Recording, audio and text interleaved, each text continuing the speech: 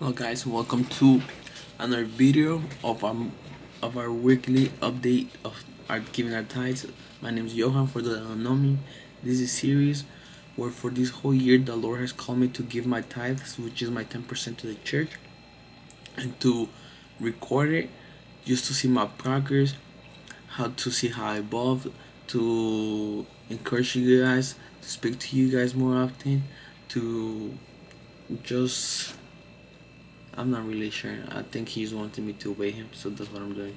So this is my journey. This is week 3 of me giving my tithes. This week I gave 1 second. My check was $600, so I give to the church. 1 second, 1 second. I'm looking for it. I know I gave it because today's actually Wednesday. I recorded this the other day, but unfortunately the audio was bad and I've been working, so I've not been able to do it. I promise you guys. 1 second. 1 second. Here we go.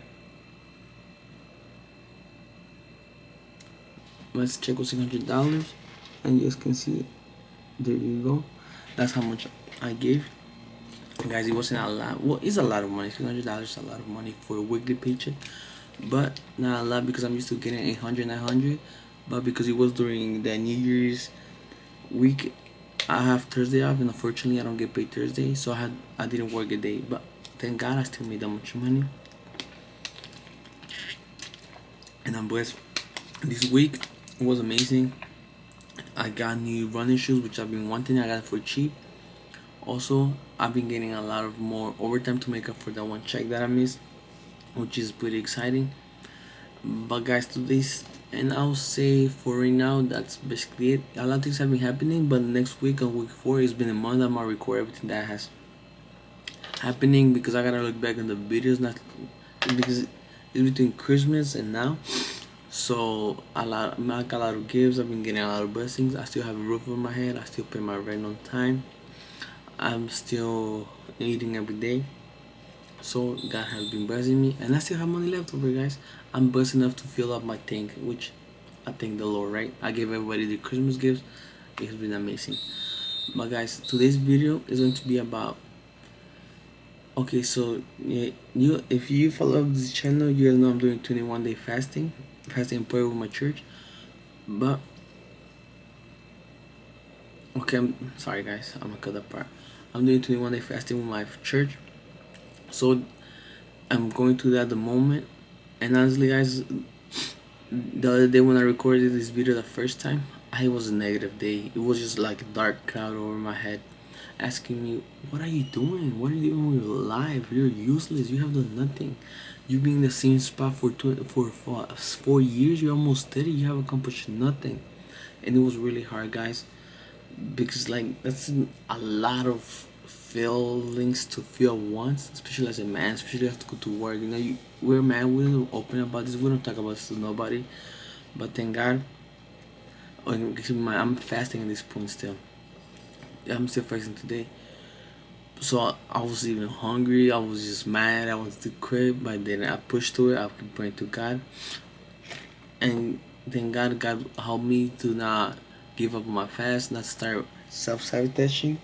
And one of my old coworkers, she reached out to me. She was like, "Hey, Luis, the Lord told me to reach out to you. What's going on? How's your fast going?" Oh, because not a lot of people know I'm doing this fast. Only like 2 people, because the Lord has called me to talk to them. And that one friend, she was like, "Hey," I told her like, "Hey, it's been, I guess, some dark thoughts, some really negative one." And she was like, "Of course you're losing. The enemy's attacking you." And honestly, it didn't cross my mind. The enemy's attacking you. When Jesus went 40 days in the desert fasting, the devil was attacking him, right? Tempting him with different things.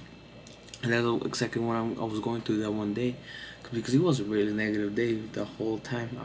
I thought I was losing my mind. So that got me thinking. Okay, um, I was able to push through it, and I was able to accept the feelings that I'm going through, and I'm thankful that God pushed those feelings out, because I've been repressing those feelings. So He pushed them out to remind me, hey, I know I can do miracles. Hey, I know you want to do this with me, but keep in mind we've been trying to work on this for 4 years, and these feelings are there. So you have to uh, what's it called? What's it called? Process them, acknowledge them, and use them for better. And then that's what got me to today's topic. I want to talk about the wasted time that we have made, right? For me, it's 4 years. For you, can be a year, 6 months, etc. Right? Because I believe that's one of the enemy's biggest lies, telling us that we're behind, that we're starting too late on whatever we want to do, our hobbies, our getting new jobs, starting a new career, that we miss our chance. That the Lord had our chance 4 years ago, last month, last year, and we missed it.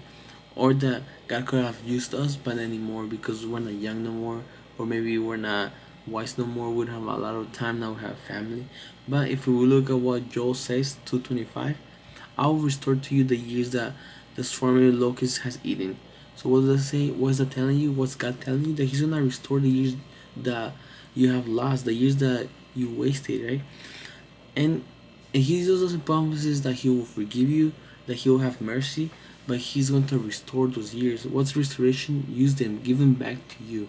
Of course, He cannot use well, He can make you live longer, but He cannot use travel you back to time. So that's telling you that God doesn't erase the past, but He redeems it.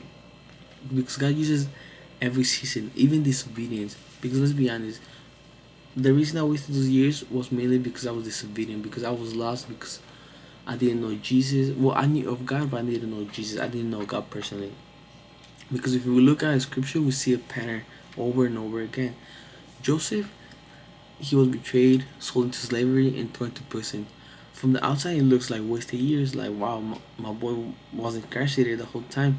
He was not. He didn't have freedom. But in Genesis 50:20, it says, "You meant evil against me, but God meant it for good."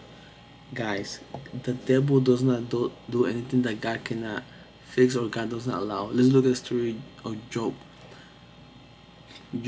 Job is getting attacked by the devil, but in reality, God gave the devil permission. God says then told him, "Hey, you can do all this to him, just don't kill him." And the devil kept doing bad things to him, taking away his family, his friends, making his wife turn against him, all his wealth.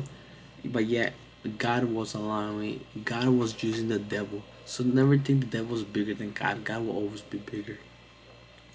Because God uses every moment, every delay to prepare you, like He did with Joseph. He used every moment, every delay to prepare Joseph for his purpose. Be, Now let's look at Moses. Moses spent 40 years in the wilderness thinking his calling was over, but God was shaping his humility.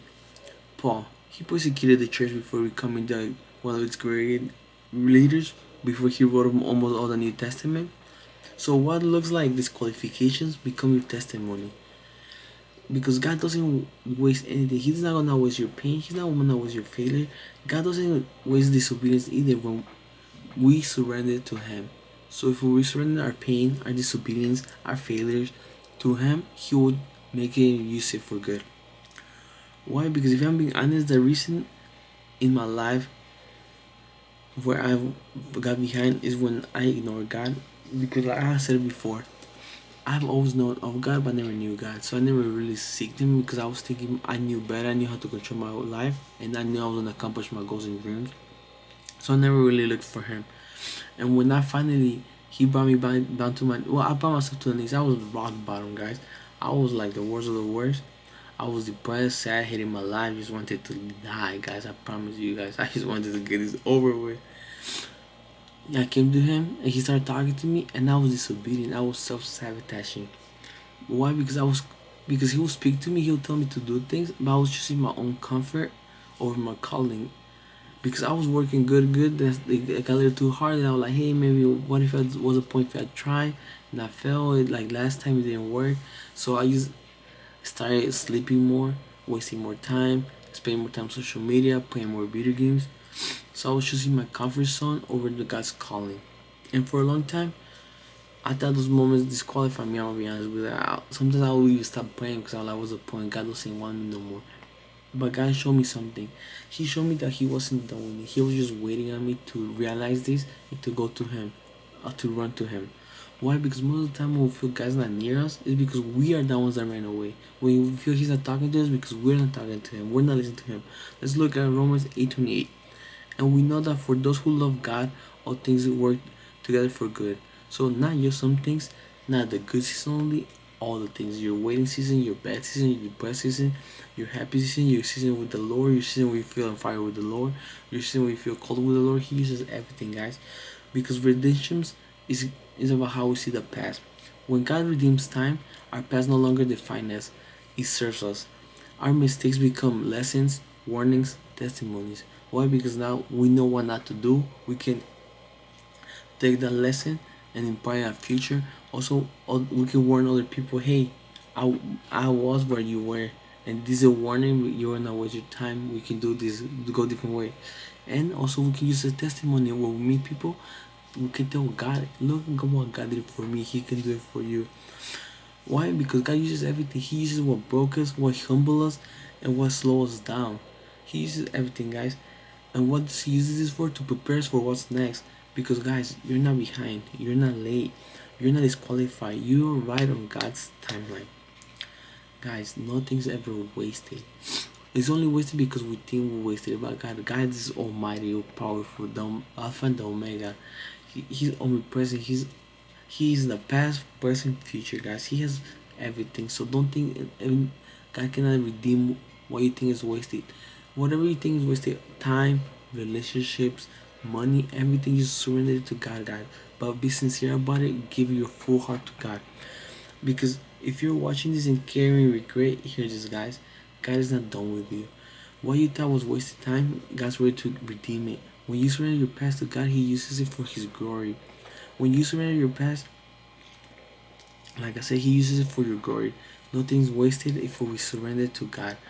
So, guys, I've learned this week that even though I have to accept these feelings, accept my disobedience, my mistakes, I cannot keep laying me, putting me down, laying me backwards, right? Keeping me in the past because I gotta move on. I gotta go forward because God has a purpose for me.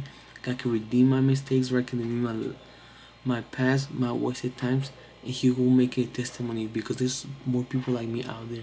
And honestly, guys, I wasted those 4 years now that I'm in my 20s, even though it seems like a lot in my young years. But I rather do this now, learn this now, than when I'm 50, 40. Because I feel like if I was going to this when I'm older, I would stay there. I wouldn't even try to get out, guys. Because like there's that one quote: a lot of men live lives of quite desperation. Because it's true, guys. Because I feel once we get stuck, we don't know how to get out. So, guys, trust God every season of your life. If you have any prayer requests, anything, just leave in the comments, and I will see you guys next week.